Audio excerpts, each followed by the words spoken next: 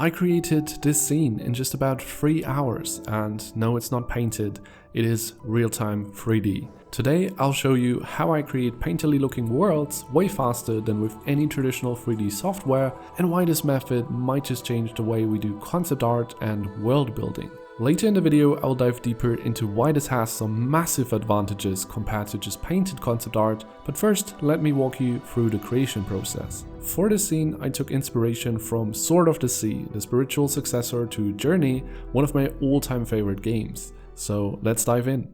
For this I'm using the software Dreams, and I'm using two move motion controllers to sculpt, model and paint. They are basically an extension of my hands reacting to my motions and gestures. They allow for complete pure artistic freedom in bringing your vision to life. I use it to create concept art and for my world building project.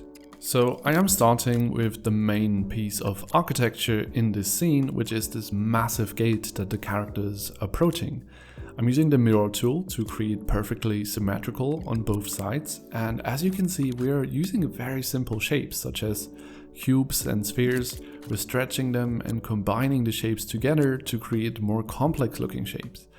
Now this piece of architecture is already done very fast, and now we go for the second man-made structure, which are those statues, and I really love that in those games, Journey and Sword of the Sea, Abzu and The Pathless.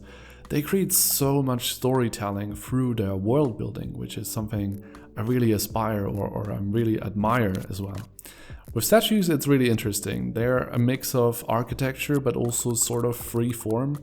You can go a bit more artistic, just sculpt away, add something and subtract again. Like that I just create a very basic version of those statues. I'm not going for an insane amount of detail. I just try to make it look somewhat similar to what I see in the picture. And now the really cool thing about Dreams is that we can now easily copy an asset around and just do it so quickly to create a whole scene. You will see that especially now when we go on with the rocks. So I'm basically just smearing a few cubes together to have a very basic structure, and then subtracting to get more detail from there and the carvings and just give it a rock-like structure. And now the cool thing about rocks is you only really need to create one. Now you can just copy it around and rotate it, and it will always look different.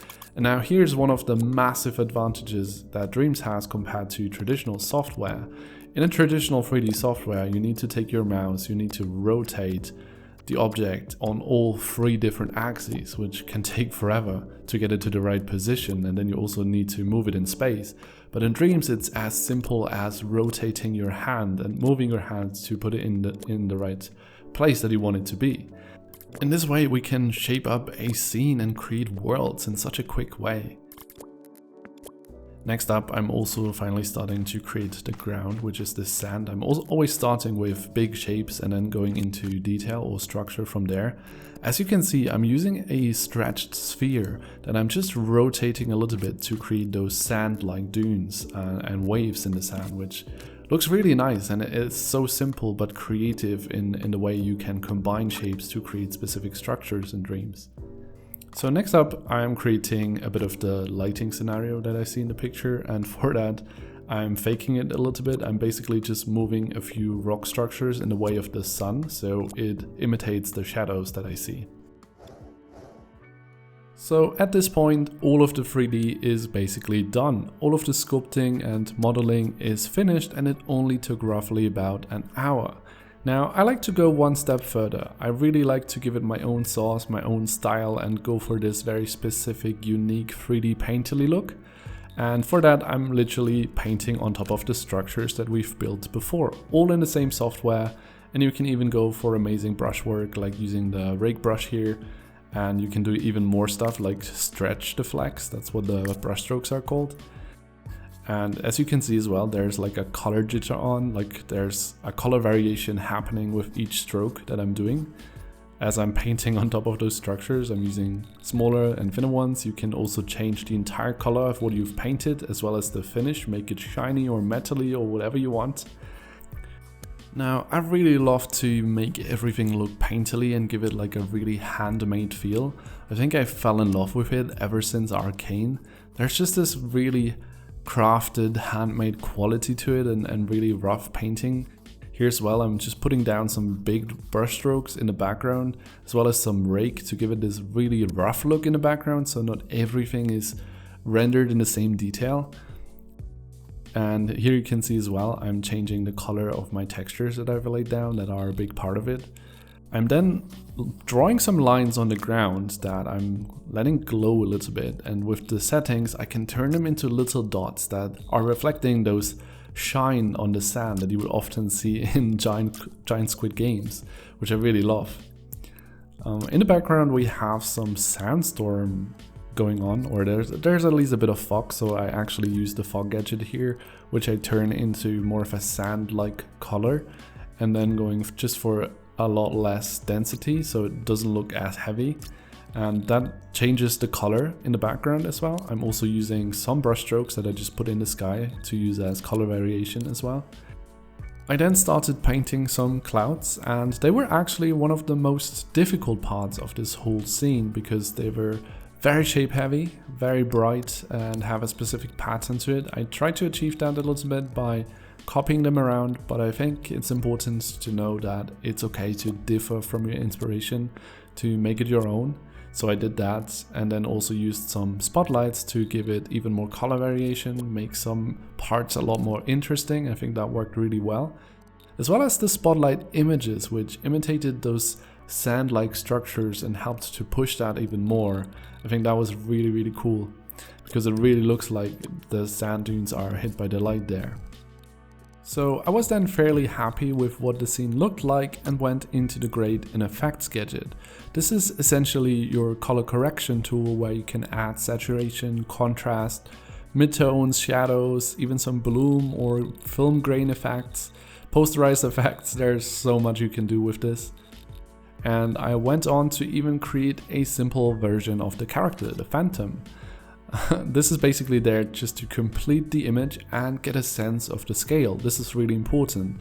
It really shows us how big this gate is, how big the statues are, and how small we are in this scene. So now that the scene is finished, let me show you some of the massive advantages that we have compared to just painting.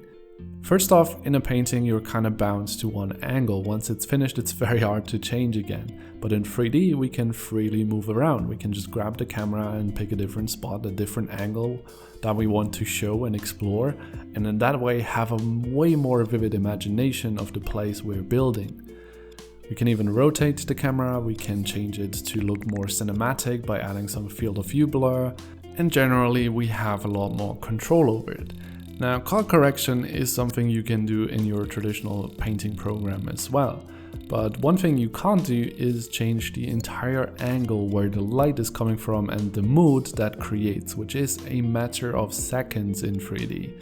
Another thing you can do very quickly is, for example, change the entire scene to a night scene. We would need to change the spotlights a little bit, but it is possible.